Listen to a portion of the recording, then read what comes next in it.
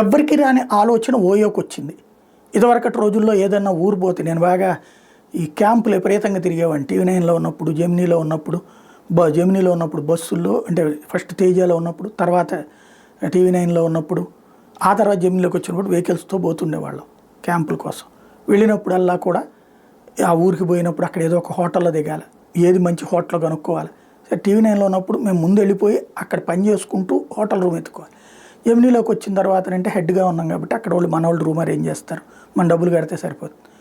ఈ టీవీ9లో అప్పుడు ఏ ఊళ్ళు తిరగడం మామూలుగా నెలకు 5,000 కిలోమీటర్లు తిరిగేవాడిని. ప్రతి చోట కూడా పెద్ద సమస్య ఏంటంటే హోటల్ ఏది బాగుందంటే ఏదో ఒకటి చెప్తారు అక్కడ, ఆడికి పోతే ఆ తర్వాత దిగాక చాలా చిరాగ్గా ఉండేదన్నమాట. అట్లాగుండేది. అట్లాంటిది ఇప్పుడు ఒక యాప్ ఎక్కడ తక్కువ ఉంటుంది, ఎక్కడ ఎక్కువ ఉంటుంది, ఎక్కడ ఏ ఫెసిలిటీస్ ఉన్నాయి విత్ ఫొటోసు, ఎంత దూరం ఉంది మనకు కావాలనుకున్న ప్లేస్కి, ఇదంతా ఓయో ద్వారా వచ్చింది. ఆ రోజుల్లో ఇది ఉండుంటే చాలా హ్యాపీగా పనిచేసుకునేవాళ్ళు.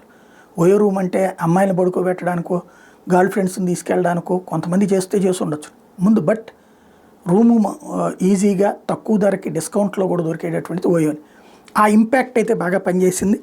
తాజాగా 2025 సంవత్సరానికి 623 కోట్ల ప్రాఫిట్ సంపాదించింది.